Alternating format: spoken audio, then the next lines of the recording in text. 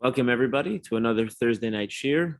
This week is Parshat Vayeitzei, and we're going to go through a little bit of the Orach Chaim HaKadosh's explanation on the parsha. Last time we finished up basically going through the Orach Chaim HaKadosh's life and his travels and how he went from Morocco all the way to Eretz Yisrael. Unfortunately, did not stay long in Yerushalayim, but we learned that he was authored many svarim and tremendous things that happened along his way. And he wrote this pirush that we have, that we treasure, is the Orach Chaim HaKadosh on Chumash. So this week's parsha is Parshat Vayeitzei, and we have a very interesting, there's a couple of simple questions that the Orach Chaim is going to ask on the beginning of the parsha, and then he's going to give like an overview, he's going to go through it one more time in order to see the parsha in a very different light. So let's take a look. I'll share the screen. Let's take a look at the psukim first, as always, and then after we see the psukim and a couple of the questions, we'll see the first path, so to speak, that the Orach Chaim HaKadosh takes us on. So the Torah says, we'll zoom in a little bit, make it a little bit bigger. Vayeitzei Yaakov mi Be'er Sheva vayelech Charana. Yaakov left Be'er Sheva and he went to Haran. So we know last week Yaakov stole, so to speak. He rightfully earned the brachos because Esav, his brother, had sold him the firstborn rights. Esav obviously didn't see it that way, and therefore, when it came time to get the brachos, the blessings from his father, so Yaakov had to dress up in order to receive those brachos. Esav was clearly upset and swore that he would kill his brother. So Rachel Imenu, Yaakov's father said, Rivka Imenu, Yaakov's mother said, it's time for you to go. And Yaakov, the Torah tells us, Yaakov leaves Be'er Sheva and he goes to Haran. Let's just scroll back a little bit, you'll see. It says, Vayishma Yaakov el Aviv el Imo, Vayelech Padan Aram. Yaakov listened to his parents and he went to Padan Aram, which is the city of Lavan, which is Haran. So one thing that we have to understand is, why does the Torah repeat itself and say, oh, you should know that Yaakov left. He went from Be'er Sheva to Haran. We know he's on his way. It could have either started this week's parsha back there, that by Yishma Yaakov or something, or it could have just started from the next part and telling us what happens on his way. Okay, let's leave the question on the side for a moment. So then the pasuk says, Vayifka b'makom, that he encountered a particular place. Vayol and Sham, he lays down to sleep overnight, Kivo HaShemesh, because it was getting dark. The sun was setting. And he takes from the stones of the area, and he places them around his head. And he lies down. Now, Chazal teach us that we're taught that Yaakov took all these stones. There's different reasons why he might have taken the stones, and he surrounded either his entire body or just his head. And the purpose was to protect him, that nothing should crawl on top of him or walk on top of him, or animals should avoid him. And there was a little bit of a debate amongst the rocks, and the rock said, I want the righteous person, this tzaddik Yaakov, I want his head on me. And all the rocks started arguing that as to who should Yaakov put his head on top of. And I guess Yaakov was having a hard time sleeping, so Hashem made a miracle and they all joined together and became one big rock. And we see that because over here it says Vayikach me'avnei hamakom, that Yaakov took from the stones of the place. But later on, let's scroll down a little bit quickly. When Yaakov wakes up, what does he do? He says, he gets up, Vayikach es ha'even asher samera ashosav. He takes the stone, the singular stone. He says only one stone, says the Torah. What do you mean? Here it's singular, but we know it says over here that he put many stones. Vayikach me'avnei hamakom. He took from the stones, plural. So why does it switch? At the beginning of the story, it tells us there were many stones, and later that there was only one stone. From here, the Chachamim understood that the Hashem made a miracle that all the stones became one. So Yaakov has a famous dream. What's this dream? There's a ladder that is planted in the ground. The Rosho Magia Hashemayim, and the top of the ladder reaches all the way up to the sky. And the angels of Hashem are going up and down the ladder, and we see that the angels were going up and there are new angels coming down. There's the angels that were escorting him throughout the land of Israel, and now that Yaakov was about to exit, so the Malachim says, okay, you need a different type of angel to escort you outside of the land of Israel, and therefore that was the new set. V'nei Hashem nitzav olav, and Hashem is standing above Yaakov. Vayomar, and he says, Ani Hashem Elokei Avraham Avicha ve'Elokei Yitzchak. I'm Hashem, the God of your father Avram and Yitzchak. The land that you are lying on, that's for you and your children.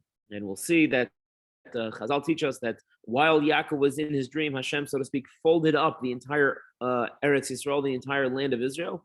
And that way it fit all entirely under Yaakov's body. And therefore, when it says, it's not just the metaphorical, but physically and practically, Yaakov was literally lying on top of all of the land of Israel and saying that Hashem was going to give that to Yaakov and his children. That your children would be like the dust of the land. And they'll spread out to the west, to the east, to the north, and to the south. And you and your family will be blessed by all the nations, all the families of the world. Hashem tells him further, I'm with you, and I will protect you and guard you wherever you go. And don't worry, I know you're leaving Israel right now, but I guarantee that you're going to come back. I will not abandon you until I tell you until I fulfill that which I have promised you. So unbelievable dream that Yaakov was privy to, and here's all these promises that HaKadosh Baruch Hu is giving him. Truly, truly amazing. Now, what's interesting is that Yaakov wakes up, Vayikatz Yaakov Mishnaso, he wakes up, Vayomer, and he says, Achein yesh Hashem b'makom hazeh. There's a Hashem here in this place, meaning this is this very holy place, V'anuchi lo yadati, and I didn't know, right? And he says, Vayira Vayomer, and he's scared, and he says, Manora hamakom hazeh, how awesome is this place? Ein zeh ki im beis Elokim. This is the house of Hashem. V'zeh shar hashamayim, and this is the gates of heaven. So now, interestingly enough, is what does it mean? If I would have known that there was Hashem here, so our rabbis teach us that Yaakov would have not gone to sleep. He wouldn't have slept, and if he would have realized how holy of a place he was at, he would not have slept. And the commentaries ask, well, you wouldn't have slept. Imagine if I told you that if you take a nap inside a shul, or take a nap inside the aron, you're going to be given, right with it, sleep next to the Sefer Torah, and you're going to be given tremendous, tremendous dreams from Hashem. He's going to promise you tremendous, tremendous things. You wouldn't do it? Well, why not? Okay, yeah, okay. It's not the best place to go to take a nap, but look at a tremendous thing that Yaakov got, a promise directly from Hashem. I'm going to take care of you. Your children will get the land. And still Yaakov said, absolutely not. When it comes to the derech eretz, the respect and the kavod that a person has to give to a holy place, even being promised with all the things in the world, a person cannot desecrate and cannot purposefully do something that would hamper the respect of a place. And therefore, Yaakov understood, even though he was being promised such tremendous things, if he would have known to begin with, it would not have been worth it, and he would not have taken a nap in that place. But now let's take a look at the Orach Chaim HaKadosh. Orach Chaim has a very interesting approach to many parts of this pasuk, to many parts of the parsha at the beginning. And he says as follows: Vayeitzei Yaakov. We're painting a little bit of a different story is what's going on. He says, Tam shlo hispik b'hodas alichasu b'parsha hakodemus. Why did the Torah just say what we said in last week's parsha? That Yaakov left, Vayishma Yaakov Vayelech, that Yaakov heard and he went to Padon Aram. So that means to tell us lahodiacha asher paga b'derech kodim higil mechos chepto. It's telling us that Yaakov reached the place that he was going to even before he got there. What does that mean? That as soon as he got up to go, he was already at the place that he was his destination. And that's why it tells us that he got up and go. So it says Vayeitzei Yaakov. What's it telling us? You're right. We know that he left. We know last week's parsha that Yaakov heard and he went to Padon Aram. It's true. However, in this week's parsha, we're adding a different piece. We're going to elaborate almost on the entire story, says the Torah. I want you to know, says Hashem, says the Torah, every detail of every step that Yaakov took while traveling to Lavan's house. And the first thing was Vayeitzei Yaakov, that as soon as Yaakov was Yeitzei, as soon as he went out, boom, he was already in Charan. He was already at his destination. It's almost as if, he's at point A, he needs to get to point B, and just as he steps out of point A, point B moves over and he's right there already. So now, why does it say Vayelech? We already said Vayelech. ומה גם שפגיעתו במקום הייתה קודם הגיע לחרב להי לו להקדם המאוחר. עוד למה אמר חרנה ולא אמר לחרב. וגם שאמרו כל טבע על כן זה יכוון הכוסף על דובר בשנוס לפעמיים. So he says, take a look, I'm going to show you exactly what the Torah means to tell us with this repetition. Achin haTorah techavin, the Torah intends, l'sader kol ma she'over al Yaakov me'es tzeso. We need to know everything that happened to Yaakov when he left. The first thing is, like he said, Vayeitzei Yaakov Pirush lo asa elo yitzia. All he did was an exit. Lo hutzrach leleches beraglo, and he didn't need to go anywhere. Meaning, the movement, the thing that's moving here is not Yaakov. The haholech, who's moving? What's the thing that's moving, that's traveling? That's hu charana. That's charana. So that's why it's Vayeitzei Yaakov. Yaakov said, okay, I got to go. And as soon as he said, I have to go, Charan is the one that went. Vayelech Charana, Charana went. Who Omro, that's why it says, Vayelech Charana, Pirush Charana, hu sheholach mimakomo. Charana left its place, lahakvil pnei Yaakov, to greet Yaakov. So now, I see I just noticed this in the English translation over here, is that there is someone called Charana. I don't believe it means someone called Charana. I believe rather that Charana is the place of Charan. That Charan came to him. That the distance was shortened.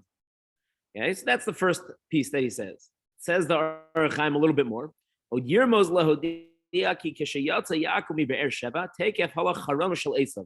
know what it means, Charana? It doesn't mean the place of Charan. It means the anger. Charon af also means anger. And as soon as Yaakov left, left Beersheba, so then essentially immediately Esav's Charan was Vayelech. It went away. Esav's anger went away. Meaning, as long as Yaakov wasn't so close to Esav, Esav was able to live and move on. He was not dead set on hunting down Yaakov. He wasn't so driven by it that he himself had to be next to Yaakov at all times.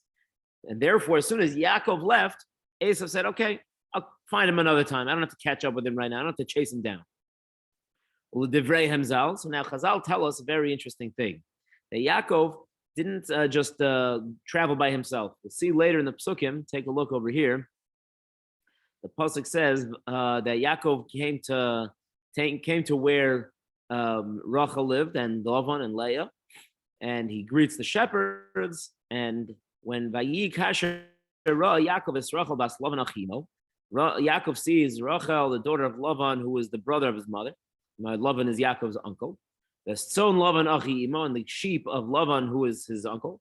Yaakov goes ahead. He gets close to the well. And he takes off the stone that was covering the well. Now pia be'er, from on top of the be'er. Vayashkes son Lavan achi imo, and he gives his uncle Lavan's sheep to drink. Vayishak Yaakov l'Rachel vayisas kol vayev. Yaakov gives a kiss to Rachel, and he cries. Okay, and sure enough, what happens? Vayikishmo Lavan es shema Yaakov ben Achoso. Lavan hears what's happened. That Yaakov, his nephew, is there. Vayaretz likroso, and he runs to greet him. Now we know Lavan's not such a great guy, and he's not such a loving and caring, benevolent individual. Well, how does he greet Yaakov? Take a look. It says Vayaretz likroso. He runs to greet him. Vayechabek lo. He gives him a hug. Vayenashek lo. He gives him a kiss. He brings him to his house. And wait, one second. Lavan, you don't really know your nephew that well. You don't really care about him. He's kind of a different lifestyle than you. He's a very righteous and pious person, and you're a crafty individual. So what exactly is it with the hugging and the kissing and the running after him? So we're taught that Yaakov was Lavan, when he saw Yaakov, he says, wait a minute. He thought back and he remembered when Abraham was looking for a wife for Yitzchak. So Abraham sent his messenger Eliezer, and Eliezer came with 10 camels, and those camels were laden with all sorts of jewels and gems and gifts. And he even had a piece of paper that said everything that belongs to Abraham is going to belong to Yitzchak. I know this is a wealthy family, says Laban. And therefore he says, you know what? Maybe my nephew here also is wealthy. Let me see what he's got. So he runs out, Yaakov, oh, my nephew. What do you have? He's looking around. Where's all the stuff? Doesn't see anything. So he says, okay, he's been traveling, he's traveling. Maybe he put the money in his pockets. So Laban gives him a big hug. He starts feeling the pockets, feeling around. Maybe he's got the big diamond sticking in the pocket. He doesn't feel anything. He says, I don't know. Maybe he was worried. So he put some of the gems in his mouth. So Vayinashek, mwah, mwah, kissing his cheeks over and doesn't find anything. And as much as he tried, Yaakov didn't have a penny to his name. Everybody wants to know what happened. What happened to Yaakov's money? Where'd it go? So the Medrash tells us that when Yaakov left, Esau wasn't chasing Yaakov. Rather, Esau had a son. His son's name was Eliphaz. And Eliphaz went on a hunt. He went, Esau said, you, my son, go chase down your uncle and go kill him. Now, Eliphaz was a very unique individual. He kind of had a dichotomy. He was stuck in the middle of two worlds and wasn't sure which direction to go. On the one hand, he wanted to listen to his father, who told him, you have to kill your uncle. On the other hand, he loved his uncle, and he saw that his uncle was a pious person, and he wanted to emulate him, and he didn't want to harm his uncle. So when Eliphaz finally caught up with Yaakov, he said, Yaakov, what am I supposed to do? My father wants me to kill you, but I don't want to kill you. Kibud Avayim says I have to kill you. Now, we know that doesn't work that way. Your father tells you to do something you're not allowed to do. You do not listen to your father. You listen to Hashem. However, Eliphaz wasn't so clear on this one. And therefore he said, what do I do? So Yaakov said, I have very simple. I'll give you all my belongings. Everything I own is yours. And our rabbis teach us that an ani, a poor person, is considered kimeis, like he's not alive. Now, an ani, a poor person, obviously is very much alive. But in that context, what the Gemara really means is that a person that doesn't have money has a harder time or is limited in the means that he can help other people. And we're here in this world to help other people. And therefore, an ani doesn't have the ability to help others. So therefore, says Yaakov, take my money, take everything I have, I'll be poor, and it's like you killed me. Eliphaz was happy with that. He comes back to Esav. Esav says, what happened? He says, well, I got all his money. And that's the end of the story. And Yaakov comes to his uncle's house empty-handed. So that is what the Orach Chaim HaKadosh is addressing now. It says, L'divrei Hemzal, Shesholach Esav Eliphaz Acharav, that Eliphaz sent Esav sent Eliphaz to chase down Yaakov. Yirtze be'omro vayelech charana. What does it mean that vayelech charana lirmoz halichas Esav Acharav b'charon? That Eliphaz was the one that ran after him with anger. And that's perhaps why it says vayivka. The language of vayivka always means prayer, tefillah. Ein pigia elo lashon tefillah. Vayivka b'makom. Lirmoz kira atzmo b'tzar. Yaakov saw that he was in a tough situation because his nephew was coming to hunt him down. So he started davening to Hashem. So that's the way the Orach Chaim HaKadosh gives us a few details of Yaakov's trip. Now we're going to skim down a little bit. We're going to go down to a different piece in the Orach Chaim HaKadosh, and we're going to see a fascinating idea. He kind of runs through the psukim again and gives us almost a blueprint of our lives. Here we go. Ubederech remez, in the way of a hint, of a remez in the Torah, kol ha-parsha, this entire parsha, tirmaz inyan ha'adam, is here to give us an allusion to mankind. Like the rabbis taught us in the Gemara, it's a Zohar, Vayeitzei Yaakov, that Yaakov went. What does that mean, Yaakov? It doesn't mean the person Yaakov. Rather, he hanefesh b'tseisa me'olam ha'elyon. It's a reference to the nefesh, to the person's soul, leaving the upper worlds. We comprise two parts. We have our physical being and our spiritual part. We have the body and we have the soul, the neshama. The body comes from this world, but the neshama comes from upstairs. So when the neshama is leaving the upstairs, it's coming down to a person's body. The nikra Yaakov al shem yetzer hara hakarach ba'akeva. The reason why the body is called Yaakov, or the physical being is called Yaakov, is because what does the name of Yaakov come from? It comes from Akev, heel. When Yaakov came out of his mother's womb, he was holding on to Esav's heel. That's why Al-Kain Kara Shemo Yaakov. That's why he's called Yaakov. And therefore, the Yetzer Hara, our evil inclination, is holding on to our ankle. So that's our nefesh is coming down. This is the soul. When it first leaves the upper world, there's a Yetzer Hara that's holding on to it. The Omro mi Be'er Sheva. So by Vayeitzei Yaakov, he left Be'er Sheva. What's Be'er Sheva? Is Be'er is Makom Shemimenu Yotzu Haneshamos Yikra Be'er Mayim Chai. The place where the souls leave, that's called the Be'er, the well of living life, of Mayim Chaim, of living water. So the Be'er is the place where the neshamas come from. The Sheva, what's number 7? Is not number 7, really. Sheva is also come a Shvua, a swear. Yirmos el Shvuas Hashem asher tishba hanefesh. Right before our soul departs the world upstairs, Hashem says, excuse me, please come here. Put your hand on the chumash, raise your left hand, raise your right hand, put your hand on the chumash, and repeat after me, just like they do in court. And what is it? Tishba hanefesh b'tseisa shelo tavor al dvar Torah. This nefesh, this person has to make a promise to Hashem, I will not transgress the laws of the Torah while the soul is inside the human being. The Omer vayelech charana, and it says that it goes to charana. What does that mean? Al derech omram ki yetzer hara yikanis ba'adam b'tseso me'rechem imo. That a person gets his yetzer hara as soon as a person's born. Our evil inclination has a 13-year head start before our good inclination. Our yetzer hara starts 13 years before. As soon as we're born, that's when we have a yetzer hara. The yetzer tov comes when we're bar mitzvah. So therefore, it says vayelech charana, the charoin, the evil inclination comes as soon as biyotze me'rechem imo outside of the womb. The amro, and then it says vayifka b'makom, that will encounter this place. What does that mean? Ki tzarach ha'adam lehispalel Hashem shumukomu shel olam shelo yazvenu biyadam. That a person has to always daven to the makom, to the Hashem. The word makom, the place, always is a reference to Hashem. We have to always daven to Hashem, that Hashem should always protect us and they should help us. When a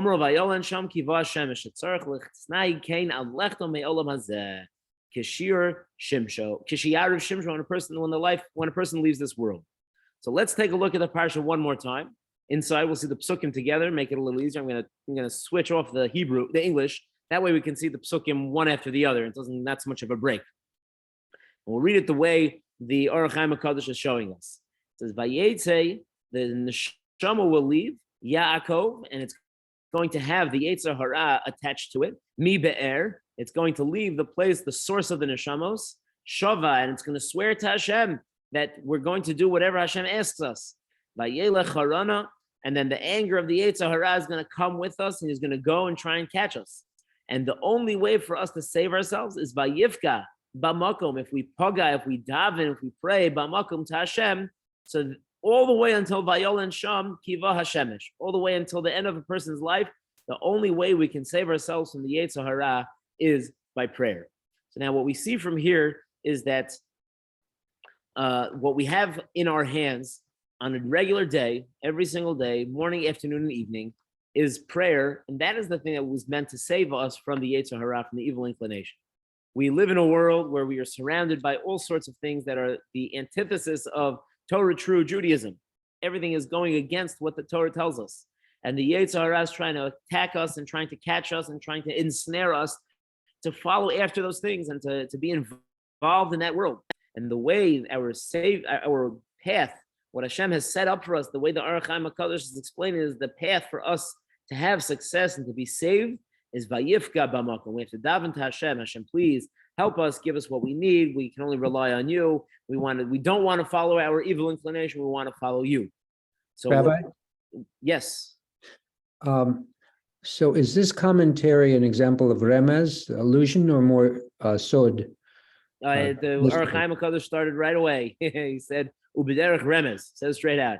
So it's all remez. This is absolute remez. Yes, this is not the pshat of the psukim. Thank you. Sure. So the remez of what the Orach Chaim HaKadosh is telling us is that the key for a person's success in this world is prayer, is tefillah.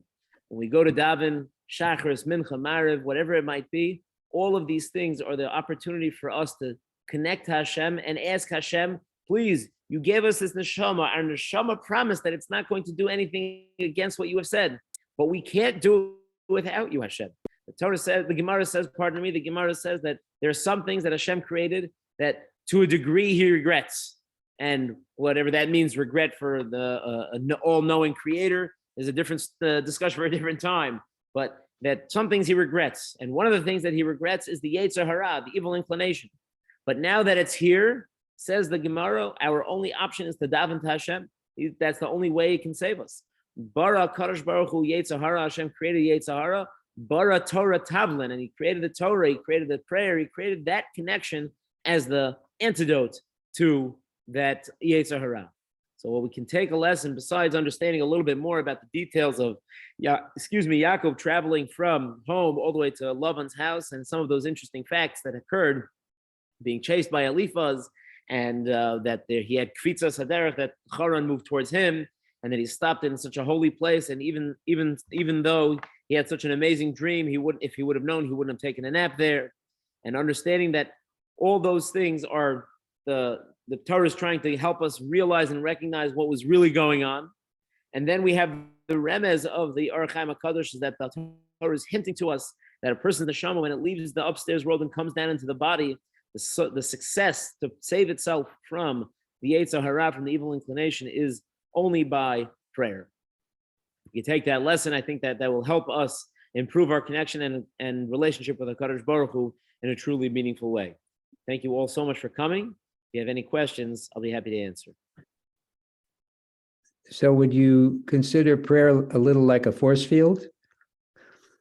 I'm not sure what you mean by force field, but it is a way that we help ourselves be protected from things. Yes. Mm-hmm.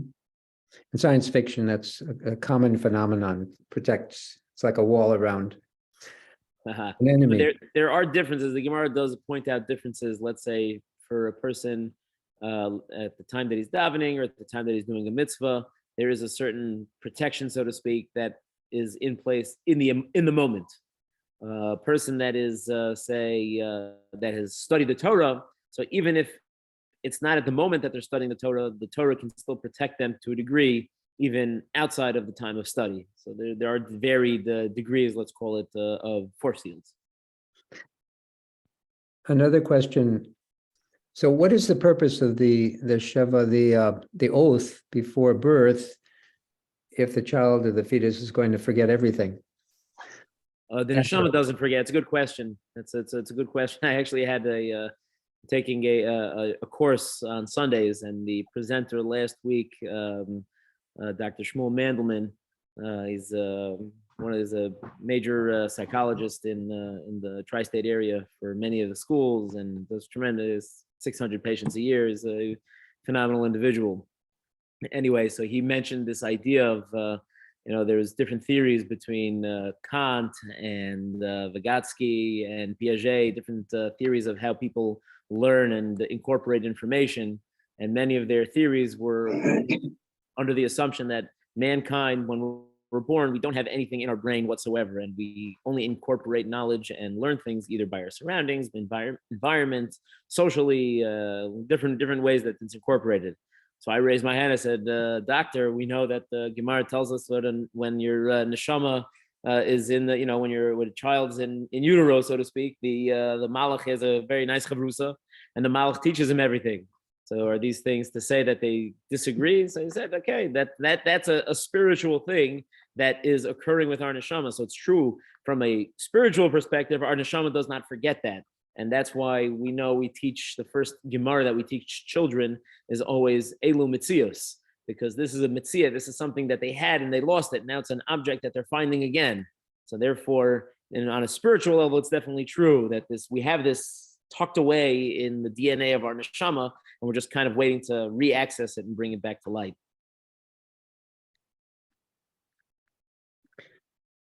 So the child can't say bli neder.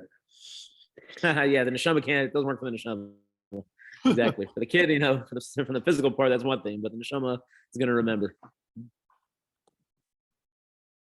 So the angels going up and going down, and you mentioned when Yaakov left the land of Israel or Canaan and needed a different set of angels. Mm-hmm.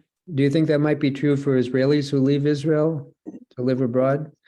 I can't tell you that every Israeli that moves, or anybody that travels between Israel and abroad, necessarily have the same angels that Yaakov Avinu had. So that I can't say. That's already beyond my pay grade. So where are they going up first? Now, one more time, what was the question exactly? Why are they going up and then down? It's two sets of down angels. and then up.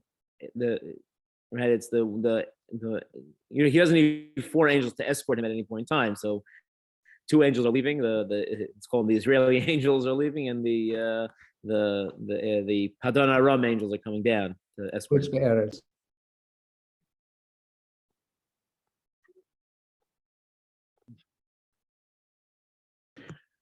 So another question.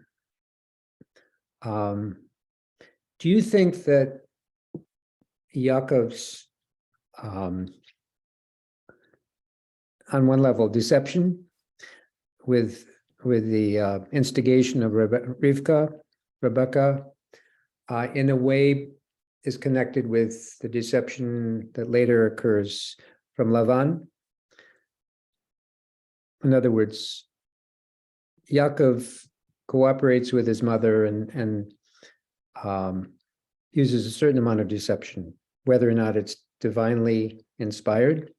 And later on, he experiences the same when he tries to marry Rachel and ends up with Leah. So is there a lesson in there? Are you suggesting that is what this would mean to ask? Was that like a punishment, like Hashem was getting him back, so to speak, or punishing him mida keneged mida? He did, or karma, however you want to describe I don't know what karma is, but mida keneged mida, that HaKadosh Baruch Hu runs the world, and measure for measure. Mm-hmm. But that I have not seen anything about that. We have to remember that at the end of the day, where we stand, at least from our perspective in history, the Torah testifies, Hashem testifies about Yaakov that he's Titein Emes LiYaakov. Yaakov is a man of truth. Even throughout all these things, he is always the person that is Emes, he's of truth. So that the events that, even though they may look deceptive, there's reasons, there are definitely very lofty reasons why things had to happen in these ways. But on a baseline level, the fact that he was tricked by Yaakov, by Lavan, was not as a form per se, at least off the cuff, is not as a form per se of mida keneged mida.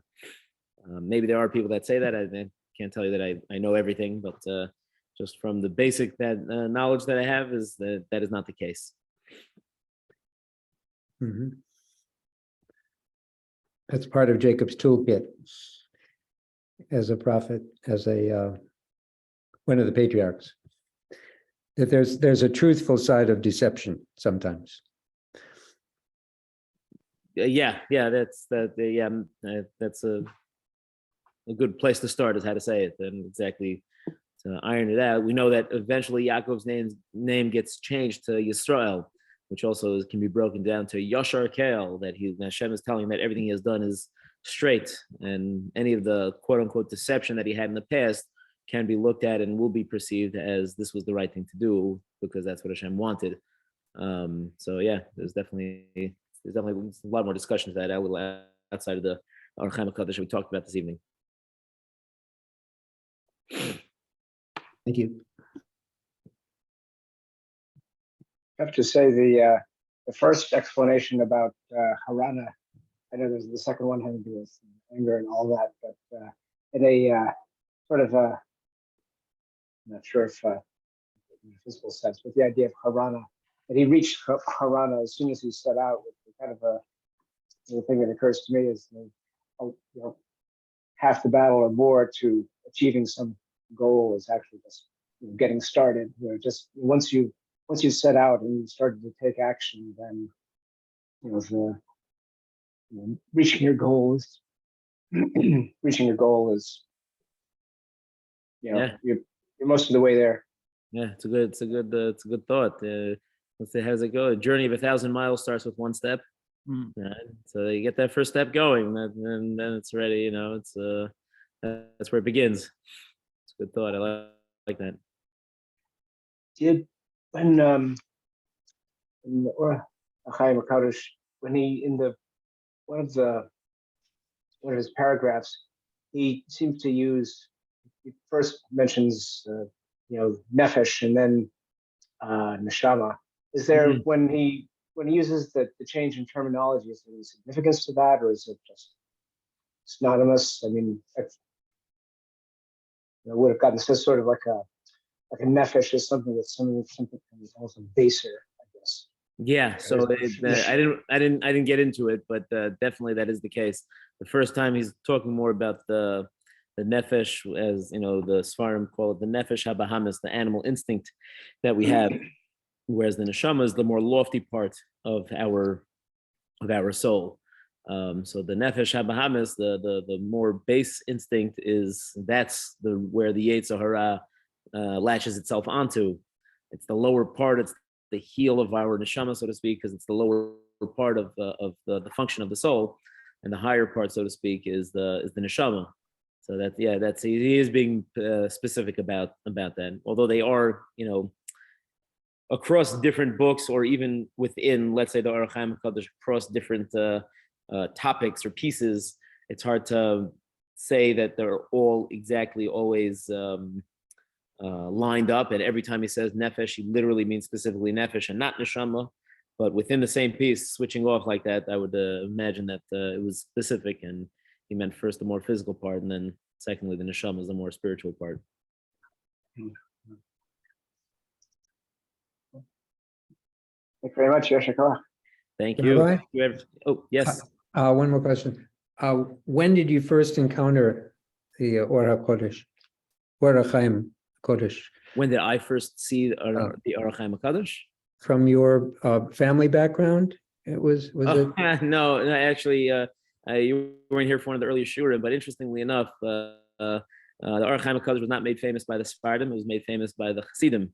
The Baal Shem Tov said that he told his Chassidim to learn the Orach Chaim HaKadosh, and we spoke about I believe it was the Munkacher Rebbe who came to Eretz Yisrael, and he was surprised how few Sephardim actually learn the Orach Chaim HaKadosh.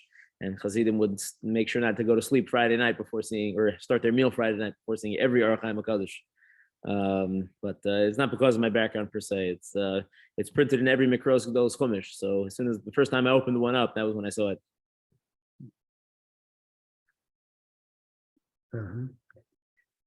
Thank you. Yasher Koach. Thank you, everybody, for coming. Have a wonderful Shabbos, and we hope to see you next week. Good Shabbos. Oh, good Shabbos. Take All care. right. Shabbos. Shabbos.